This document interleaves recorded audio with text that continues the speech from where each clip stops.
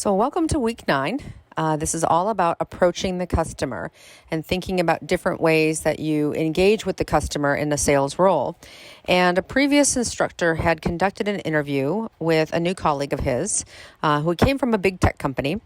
And I decided that it was a really great interview and give some perspective of a large corporation and what sales is like there, and then moving to a smaller sort of mid-sized corporation and her take on the sales process. So her name is Jodie. So you'll listen to it. Unfortunately, the quality of the audio goes in and out because it was conducted on an iPhone, but I still think I've listened to it. It's still great. So take very careful notes, and there will be a quiz afterwards. And you have 2 attempts to complete the quiz, but they're pretty easy if you listen to the audio and take really good notes.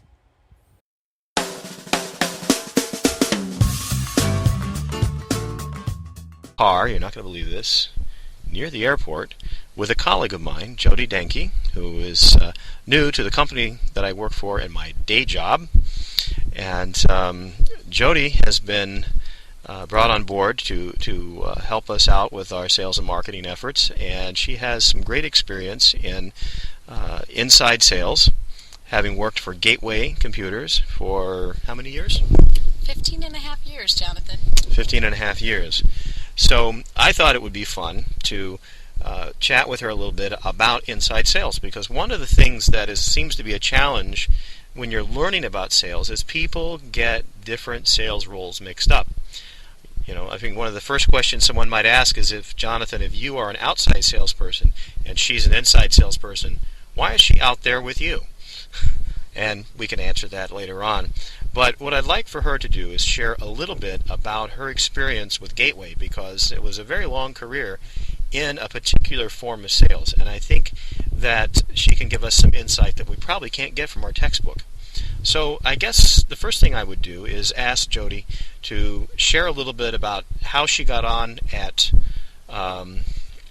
Gateway and what it was like starting out there, and then what your job was like as an inside salesperson. Can you remember all those questions? All right. So first of all, tell us about starting at Gateway.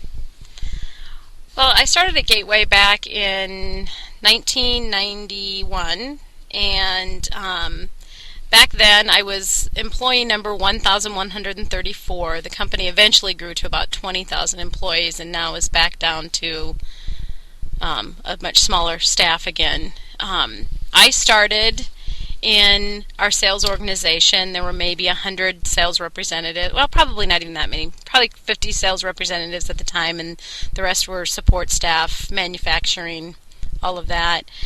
And they had just a general sales organization. So I sold computers over the phone. Back then we had primarily 286 DOS configurations. If anybody's familiar with Gateway's history, Gateway was the first OEM manufacturer to sell or incorporate software into their solution. So we were the first company to sell Microsoft Word on a computer.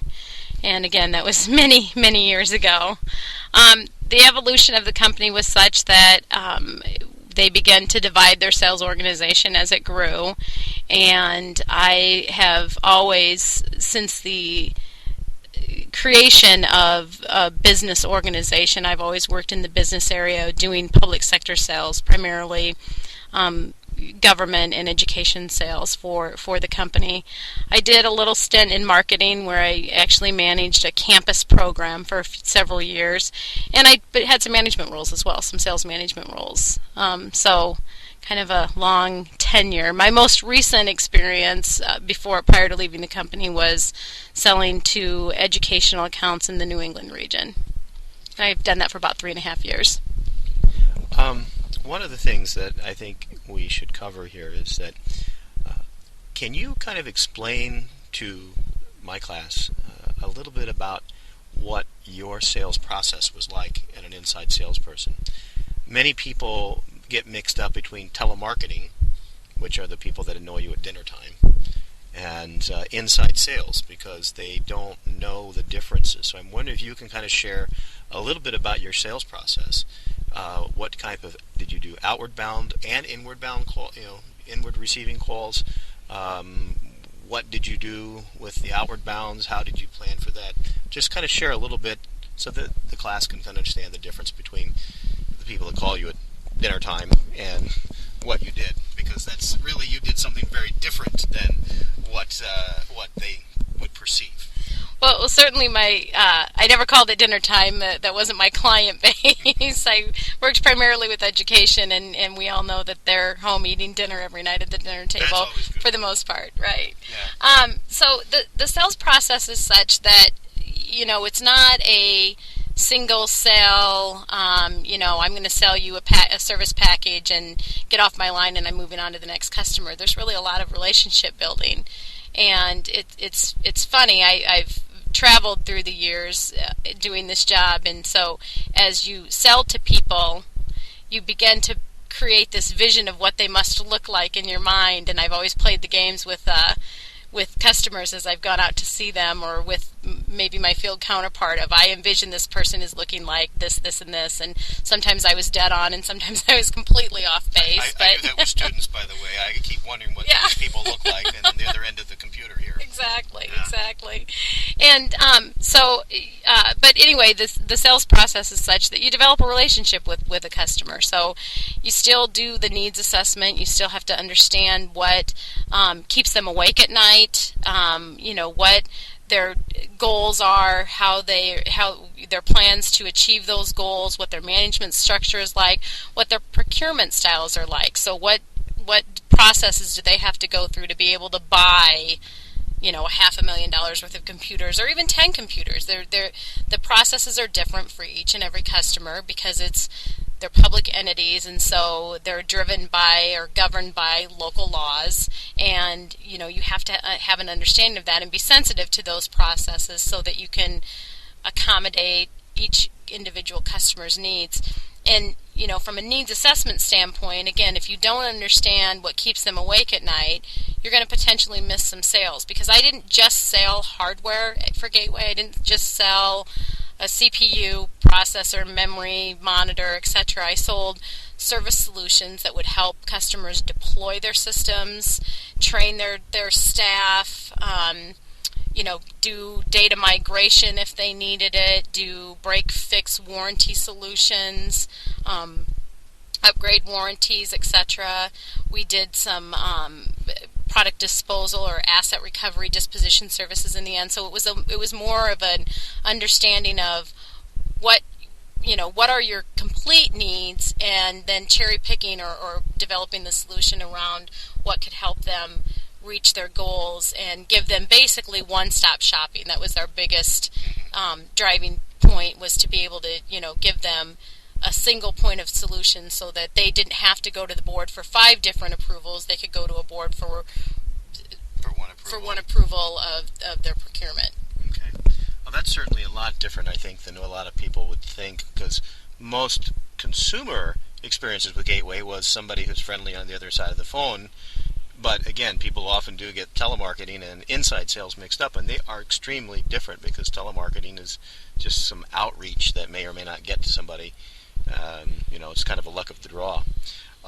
In looking at it and listening to what you're sharing, one of the other questions that comes to my mind is, do you have any particular, a little short story of any particular client that you had, have a special situation with, or something that was, interesting, that related to the fact that you guys had, procured this client? And so is there something would you like to share that would be a little on the intriguing and maybe bizarre side?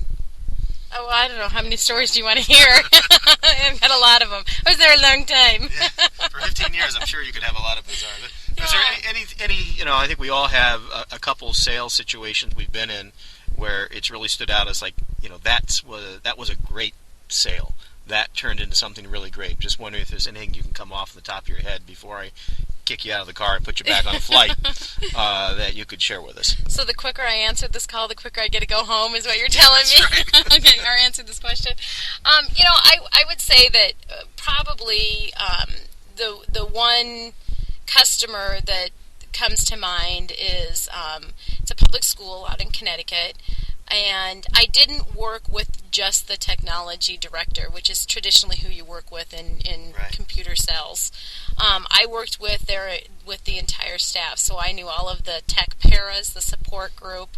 I knew obviously the technology director, who, by the way, I'm from Sioux City, Iowa, and she grew up in Omaha, Nebraska. Her mother still lives there, so she would come to visit her mother, and I would drive to Omaha and buy her and her mother lunch, and we had a relationship outside of just working, that we became very close, and she bought from Gateway not because she liked the product, although I believe that she did. It was really, she was buying from the relationship. There was a trust factor. We were friends. Again, I knew her mother, I knew her children, I knew everything about her. She knew a lot about me as well, and I knew the superintendent, for instance. I remember a colleague of mine sitting and visiting with the superintendent and the technology director and talking about the superintendent saying, Jodie did this or this or this for me for my personal computer, and then Donna saying, yeah, but have you ever dealt with her dad? Because my father actually worked at Gateway for a while as well, and so All in the it just family. and it really was kind of a family thing. And again, her tech paras and her secretary and everybody were all just became friends of mine, and you even though you don't see those people necessarily on a regular basis, you develop a bond with them, and so. I will admit, when I resigned from Gateway, which was just recently, as I called some of the customers, this particular customer, I cried. I was leaving a friendship or relationship, and I'm confident that we'll still keep in touch, but it still is hard to not know for sure that you're going to be working with the person Right. in the same capacity. So. Oh, that's great. The other thing I'd like to ask is, in working in inside sales for so long, what have been the more difficult challenges? I mean, you are obviously dealing with people over the phone 99% of the time. What are some of the harder challenges for you that you had to overcome, especially in those early years? What's the toughest part? Yeah, in the Because it can't all be perfect. I know that. Yeah. In the early years, I would say that one of the biggest challenges is I didn't have the listening skills that I've developed. The key is to listen to the customer's needs, not to assume them. And so the dead air of the phone would sometimes, especially early on, make me antsy. And so I would go right into features of a product and being mature and lacking some knowledge of the product, again, in the initial sales stage. I didn't even articulate the benefits of those features. Right. I just wanted to fill up that dead air space. It has bells, it has whistles, it yeah, blinks at you, yeah. and It might even plugs wink in. at you once in a That's while. right, it plugs in, yeah. Yeah.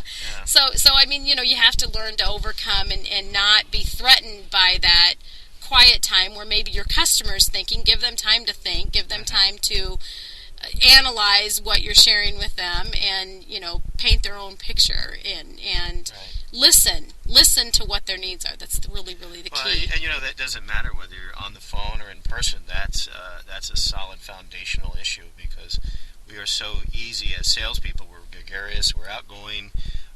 We are willing to have conversation. We'll talk to a fence post. We don't care if they have money and are ready to do business with us. But sometimes we have to stop and listen. Right. And there is, of course, that old adage that he who speaks first loses.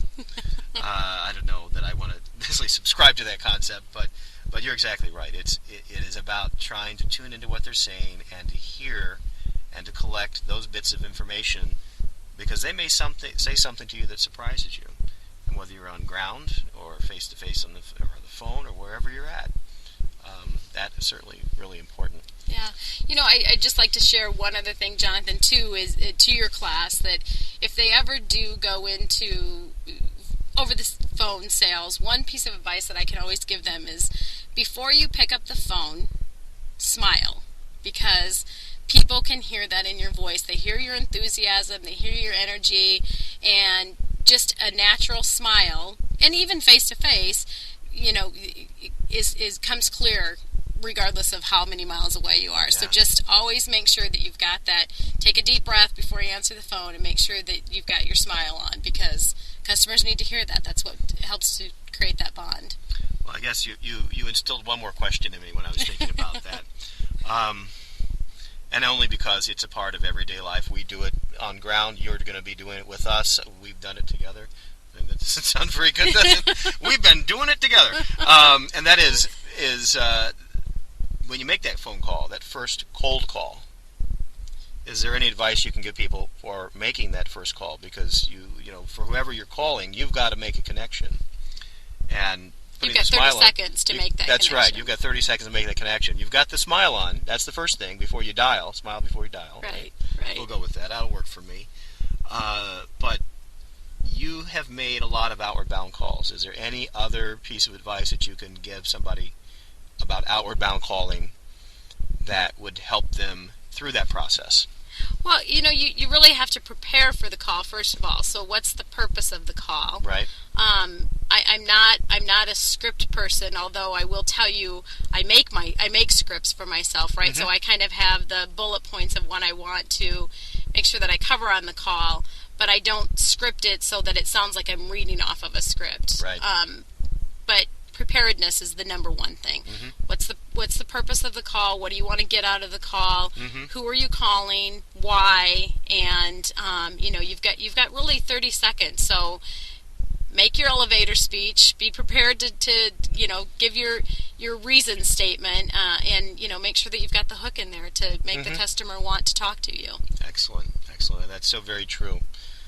Getting that very first call and being prepared and having your mindset there, and most importantly, I think you touched on it, having the objective. Right. If you don't know why you're calling to begin with, you're not going to go anywhere, because they're going to say, "Who the hell are you?" I should probably scrap that. Who the heck are you? Sorry about that. Well, and the other thing too is that you're not calling. And, I mean, unless you are truly a telemarketer, and I would argue that telemarketing is not sales. No, That's I agree with you. Calling and dialing and or probably It's random dialing for dollars. Yeah. Although I think that you can still improve your voice skills and everything to be a better telemarketer. Mm-hmm. In my opinion, that still is not sales, but being preparedness and understanding the reasons for your call up front are really, really the keys to making sure that you've got that hook. Excellent. Well, I know you have a flight to catch, and I really appreciate you taking time with me today, not only professionally together. I had a great time while we were working together, and we'll talk about that online some other time, I guess. But I really appreciate you taking time to share with my class your experience, because you are a very unique individual from the fact that you've been with that environment for so many years, and everybody knows Gateway, and I think you've done some great work in clarifying for my class the role of inside sales, and so I appreciate that. You're really welcome. Thanks for inviting me. We'll start up the car here, turn on some tunes, and head to the airport. Thanks, and we'll talk to you soon. Thanks.